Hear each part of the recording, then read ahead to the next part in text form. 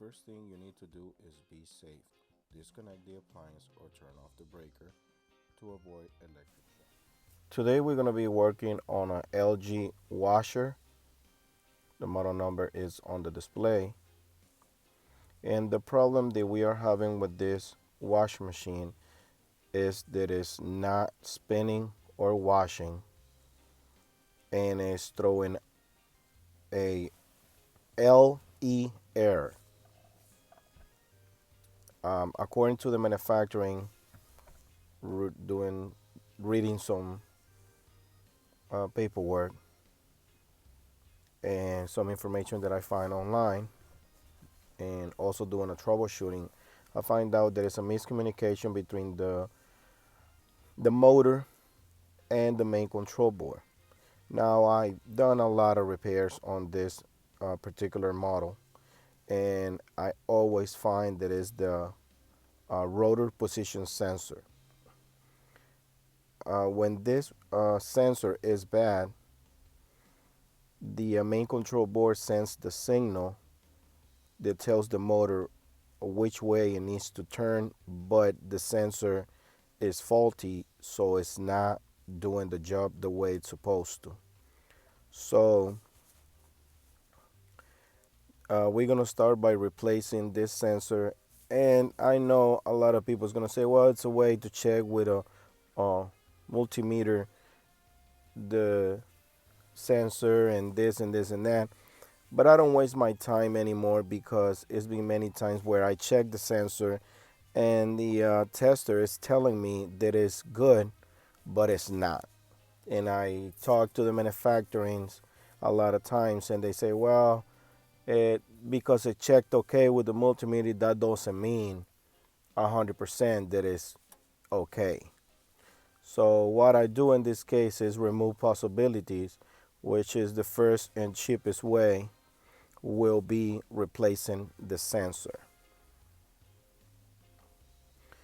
If the sensor doesn't do the job, since this is a direct drive washer machine, which means it brings the motor and a rotor, it doesn't have a separate control board for all style motor. So it's either the sensor, the rotor motor, or the main control board. So if I replace the sensor and it's still giving me a problem, the next repair is like the motor, and lastly would be the main control board. But neither one of those is worth it, because the repair it goes over $200, $300, $400. So I suggest always check the rotor position sensor.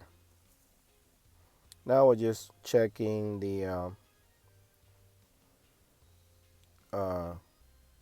bearings, because I saw some moisture there and I thought it was water, but no, it was just oil, grease. And I'm supervising all the wiring on the motor, making sure I don't see any burn spots or anything that could be creating the motor not to turn the right direction. Now, when I first tested out, I turned it on and I heard that it was trying to go like both ways very quickly with a weird noise. That is the first sign that it could be the sensor. And then after 4 minutes, 5 minutes, it stops and it gives me the LE sensor. Now that is the part, and this is the brand new part. As you can see, I show it to you on the camera, so you can take the part number, and you can use a 10mm socket to remove all bolts from the motor, or a ratchet, 10mm.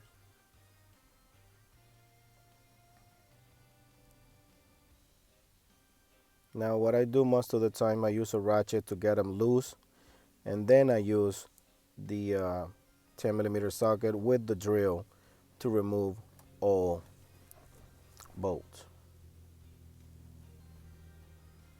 which is 6 bolts to remove.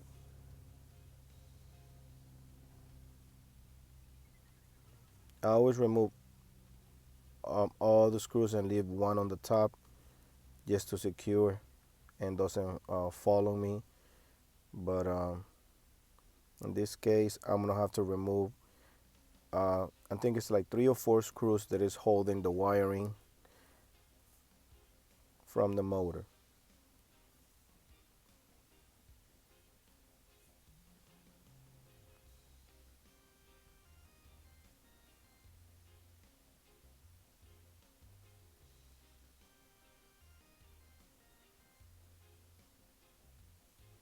If you remove all the wiring from the motor, then you can remove the motor and then the wire will be flexible. That way you will be able to turn it and remove the harness from the motor itself.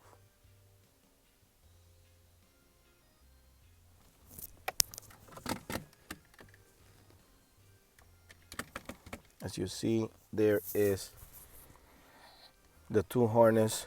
One goes to the actual wiring and the other one goes to the position sensor. Now, removing the one from the position sensor is very easy. It's just a clip, and you lift it up and it will come right out. Now this other one, it has 2 little tips on the side. You squeeze them and it will come out as well, but I'm having a little difficult time trying to get this other harness out, but because I was trying to hold the phone with one hand, but now I got it where I put the phone down and I can just squeeze them and wiggle it right out.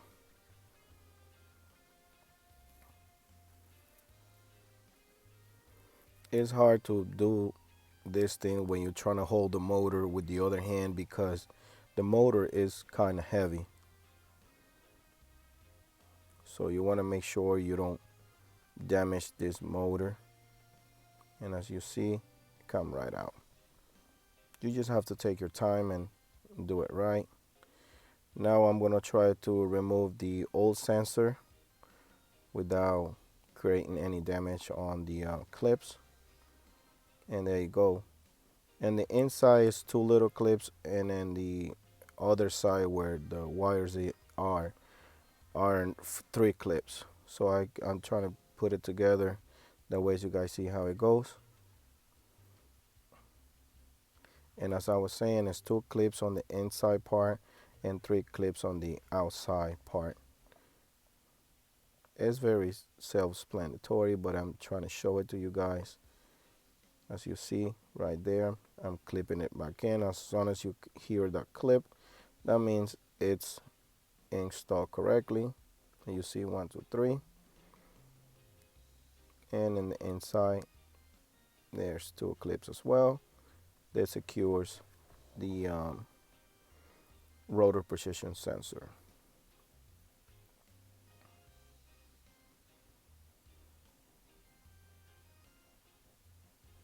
Now I'm trying to do this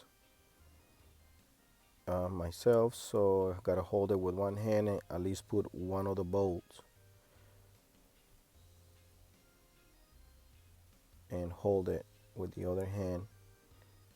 As soon as I put one of them and I secure it with the drill, then it stays in place and I can just do the rest of the screws one at a time.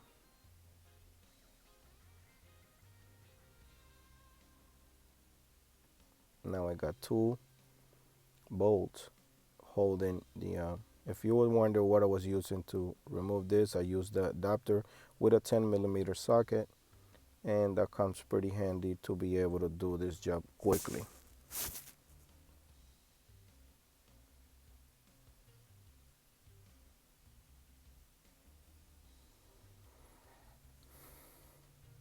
As I was saying, just do it one at a time. Now this is an impact drill, And it would tie the screws very well, but I always go one last time all the way around, doing it with the impact drill, and then I use the ratchet um, to adjust them by hand, make sure they're all in place and they're all tight.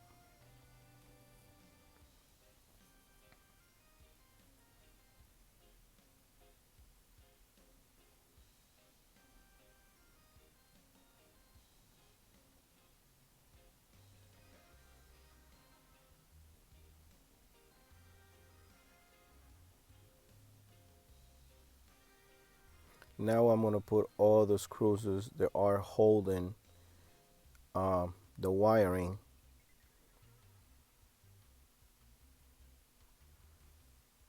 This is very important. You need to secure these wires the way they were, because otherwise the vibration and the movement from the top can damage these wires, or it can come loose from the harness, and then you're gonna have an issue.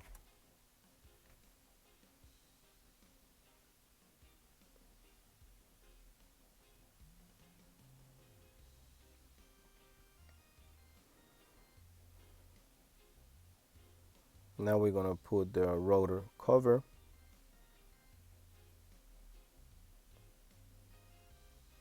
Just wiggle it same way you wiggle it out, same way you wiggle it in. Make sure it's in place, and you put the screws back on. Now this screw has like lock nut uh, liquid stuff, but you can use anything to use it as a knock nut. I have some um, silicone, so I put a little bit of silicone, that way it doesn't come loose. And then you just tighten it with your adjustable tool.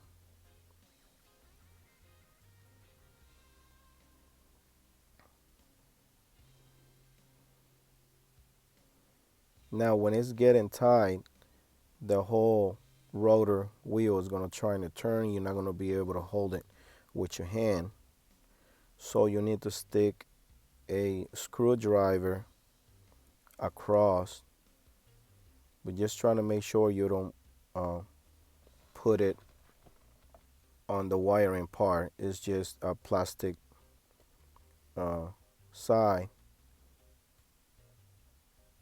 and as you see, I'm trying to tighten it, but it's already spinning on me, and I want to make sure this uh, screws is very tight. See, I stick a screwdriver to hold it in place, and I put some torque in it.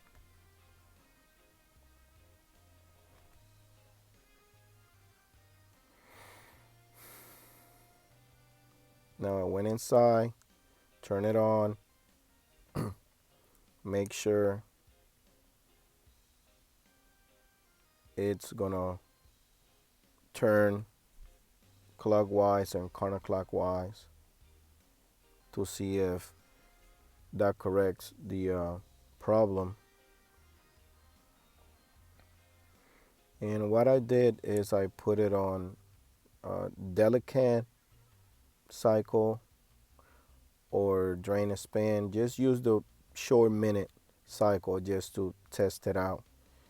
And now it's not doing the crazy noise, and it's not trying to go both ways at the same time. At this point, it looked like everything is going well so far. Now the setting that I put, it was like 15-minute load, and it dropped to like 9, and it was still not giving an issue, when before it will go to like 11 or 10, and it will give me a LE error. Now we're gonna put the cover back together because everything is going well. Just make sure you put the top first, and then the bottom part just slides right in when you push it down. And just put the 4 screws that holds the back panel. And at this point, we're pretty much done. This is a very easy repair, and you can get your washing machine going for very little money. I'm gonna put all the information for the part and model numbers on the description of this video. And as you can see, it's working the way it's supposed to. It's going both ways without making a crazy noise. And that's pretty much it.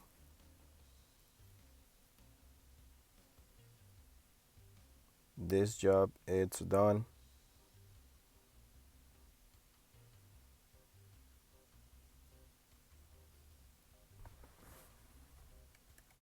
If this video helped you in any way, please give us a thumbs up and subscribe to our channel for future videos. Thanks for watching.